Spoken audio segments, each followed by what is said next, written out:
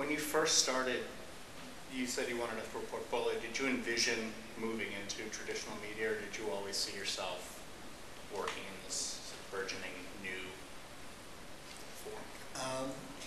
I always sort of felt that the web would be where would sort of be my home, simply because I liked the freedom of it. I still write reviews for Inside Atlanta, but I voiced my frustration about how I wish that they had developed a larger online presence. And I like the freedom of it, I like the speed of it, and it's just really where I'm comfortable. It's sort of what I grew up with. You know, I learned HTML in 8th grade and created little websites. And to me, it's where I work best, and I like the sort of relaxed atmosphere of it. Not to say that print publications can't have that. That's just, I'm more comfortable on the web and sort of working on my own and on my own schedule. How about, in your case, you started in the print world. Did you envision web becoming what it's become, or did you always think print is king, it's always going to be the way it is, we're going to take on Rolling Stone and Spin and all that? I think we knew the web would get there eventually, but you know, even today the revenue model is so not there. So we had in mind that we would get there, but that print would be the dominant force for the first X number of years of what we're doing. So I think we got better at the web quicker than we thought we would. What do you think it's going to take for the revenue model to change? Do you think it's going to move closer to the direction that you just did, which will be, we're going to enlist our fans and our audience to pay us a little bit, which is where music seems to be headed, and nonprofits and NPR. I mean, in many ways, the irony is, as you pointed out, that NPR has been doing this for 30 plus years, and it's seen as like this new revolutionary model for the internet, and NPR's sitting there going, yeah, right, we've been doing this forever. So is that the future? Like, you get fans, you ask them to pay a little more, and that's what keeps you going, as opposed to advertising? Is it really a subscriber base that will keep these publications going? Or is there going to be a breakthrough that we're going to discover a formula for online advertising that's just going to make everybody excited? I don't know. I think the advertising model will evolve because it's going to have to, and advertisers, are increasingly getting more savvy about their online ads. They don't just want their ad popping up on somebody who's adding no value and just trying to get as many pages as they can and running Britney Spears photos or something. They're getting pickier on even just the types of ads. So I think that will evolve. I'm a believer in Chris Anderson's free concept, which is getting mixed reviews, but I think the web is a good example of how that works, and give away a lot of content and then come up with something premium that some people will pay for. It'll be a small percentage, but hopefully if you can get your free section to be big enough, that small percentage will be enough to sustain you. I don't believe Rupert Murdoch is going to be successful because the content is just too readily available, and someone else will take all their page views. And then who knows what, if Apple comes out with a tablet that's rumored, and if it's just really awesome and that keeps evolving, print and online start merging from a reader standpoint, and that could change everything.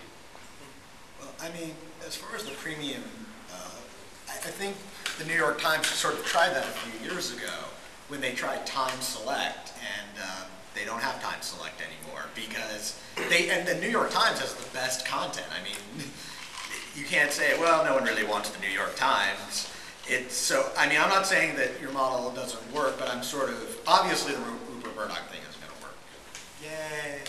But I'm not sure about... Well, you can't, it's got to be the right content. It's got to be something people are willing to pay for. I think the Times selected the wrong type of content, and they selected, I think, like their columnists, and while people might enjoy Maureen Dowd, there's only so much you're going to pay just to read her columns. And they're thinking about going back. I mean, Wall Street Journal has actually made it work. I don't subscribe, so I don't know exactly what the difference is between their free and their paid content. But not only have they made success of their web initiative, their print circuit's actually growing, so they figured out something apparently. I mean, what I try to say is that it's very difficult to compete with free. And I think a lot of people, if you don't offer it, as far as news goes, if they can't get it there, they'll get it from someone who will give it to them and hasn't adopted that model. Yeah, I think news, unless it's financial news or something that's hard to get, is a non-starter. You can't Right. charge for that. Probably the same with reviews. So it has to be something worth paying for. I mean, in our case, we've got music to give away. While you can get a lot of free music, it's hard to find great free music. And so we get some rarities and do things like that. But you got to find something that's unique. And I definitely think there's a price point where people, they would sort of feel really cheap stealing the music. I think that's sort of one of the reasons iTunes has become so successful with their store is you're like, well, I could steal this song or I could pay 99 cents.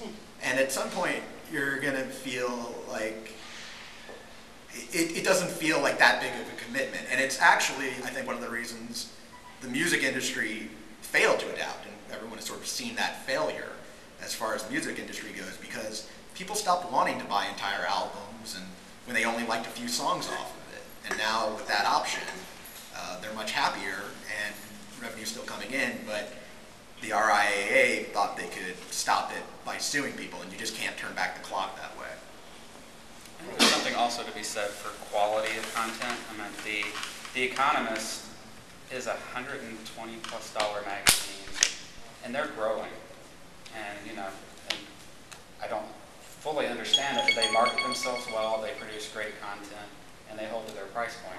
A lot of people can't do that, but a lot of people also don't invest in the editorial like they do to get top-notch writer and send them on the road for months at a time and get top experts to do in-depth analysis. So I think quality is a big factor in that as well. I definitely think quality is a huge factor, although I am all for quality. I think part of the problem though is, and part of the reason I feel like good criticism is important, is that quality, the perception of it has become so blurred. There's this idea that that professional critics have just sort of become unnecessary because everyone has an opinion and everyone has easy access to get that published. That wall has come down, whereas with print, these are your critics, and now it's more of a discussion, and people sort of feel like, well, for all your eloquence, and I'm not saying all people, I'm sort of judging by what I've read in comment section and message boards, it's very dismissive, and it feels that the democracy of it has, in a weird way, undermined